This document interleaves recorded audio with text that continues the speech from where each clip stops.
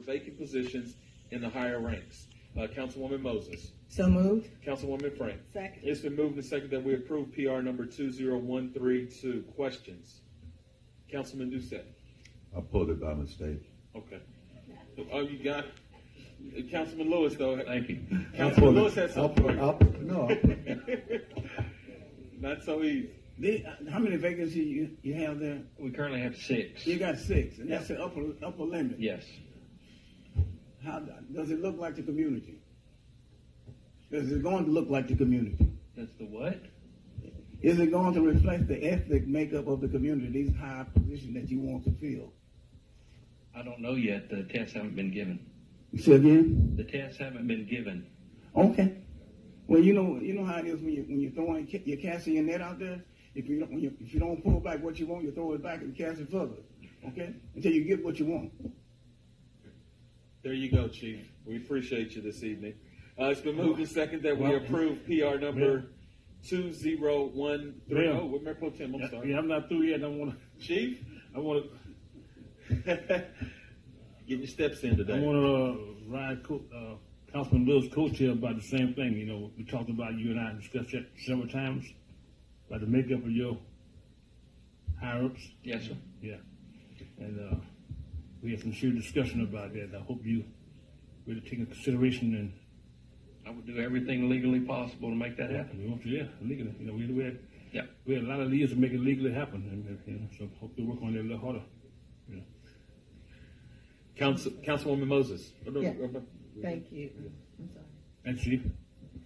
Thank you, Mayor. Chief, I know that the process into the council that I worked with, in particular, look at your background and getting rid of, moving the positions and getting the 6 vacant positions, 5 of them captains and 1 been engineer. But I understand the process, and I think if everybody understood the process, there are tests that are given so that community and people coming in can pass those exams. I think that it's not as easy as we sit here and say to hire. You have to pass the test, and they have to study for the exams. They have to do the work that's associated with becoming. I did this for almost 15 of the 18 years I worked here in administering the exams for fire and police. So study sessions, I think you've done, I suggest maybe study sessions or something, but the tests are not easy to pass. The mechanics or on the fire test are very difficult. But if we start recruiting, maybe in the schools, we're starting with the Explorer program, and thank you all for pushing for that. The meet and greet is going to be coming up in March. And so we're starting early. What I'm saying is that basically it's not as easy as we sit here and think to recruit and hire. And I know that you'll do all you can to make it happen, but they have to take exams for all of these positions. I think all of them, the entry level, all the way up through captain, all the way up. They're all are tested vacancies and positions. So it's not as easy if we to get our people to go to study sessions and the entire community to go in who's interested in it, to be able to study, to get to those positions, do what they can on their part to take the initiative to go get these positions, because it has to have some initiative. And we could, as council members, go to churches and get people to know about the test, make them aware of what's happening. And there's a part that we can do as council members to help our community understand that these jobs are available and how to prepare themselves to get these jobs. And so I think that we have a job here as city council members to allow them to our community people and anybody to come and get these exams and study for them and to take them. So I know that it's not as easy as we said. You have to be on the other side to see. And we recruited. We went to church. We did everything to get people to take the police test, the fire test, and a lot of times they just won't show up. So it's not. We can say everything at the table where we're sitting, but until you're on the other side doing the work, it is a whole different ball game. And so with that effort, I know that you all are doing all you can, going to different cities, recruiting people. And are y'all accepting, with all of what I've just said, do y'all accept certified firefighters still, or you have to Yes. still test with an entry-level exam? No, the firefighters can take the potential candidates can take the exam, but we can only hire firefighters that are certified as firefighters and EMTs. That are already certified? Yes.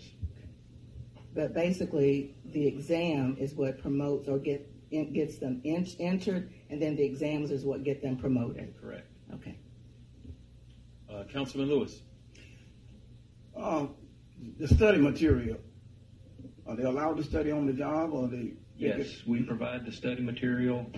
They can study while on the job, and the tests. In fact, I think the tests were actually the promotional tests were actually posted today. So within 30 days, we should have the tests being given, and then it probably takes about 2 weeks after that to get civil service.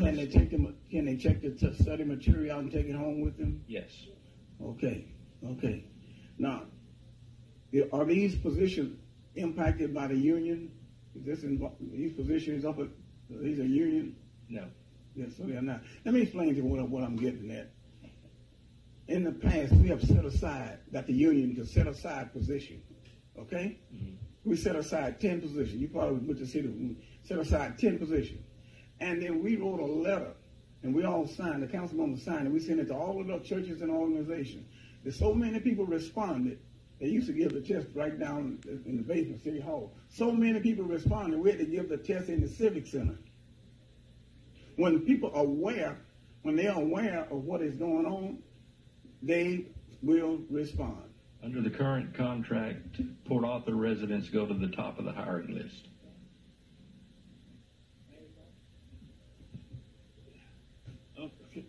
Larry, Chief, I'm not going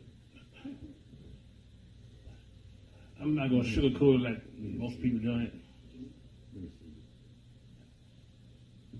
I came back here from the U.S. Army back in 1971, and I followed city government, reacted around city of Port Arthur, what's going on. In all that time, Chief, I've never seen, if I'm wrong, correct me, minority in the command staff of fire department in all these years. You and I had minorities in the captain's rank currently. No, command staff. You know what I'm talking about, white shirts. You and I had a discussion that when it comes time to go put a fire out, if you call about a fire somewhere, we don't discriminate. Everybody go put the fire out. If it comes time for medical emergency, everybody go to medical emergency, or drowning, or whatever the case may be. But in my opinion, I'm speaking with Cal Jones, Councilman Jones, in my opinion, when it came time for promotion, some way, somehow, I don't care if we go to churches, I don't care if we go to football games, I don't care where we go, could never find minorities.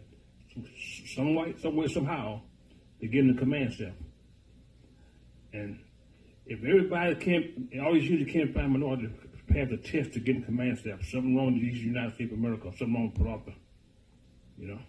I'm not a sugarcoat it. In all these years, how long you been chief, Larry? 14 years. 14 years. Yeah, 14 years, we can't find nobody that passed the test nowhere, So, you and I had discussions several times. I'm going to keep beating dead horse, I guess, whatever the case may be, but we'll get there, I guess, one day. Hoping real soon. Stop hard to look in the mirror every day. See the makeup of the city, and I come see the firefighters makeup. Don't represent Port Arthur to me in the community. Appreciate you tonight, Chief. It's been moved and seconded that we approve PR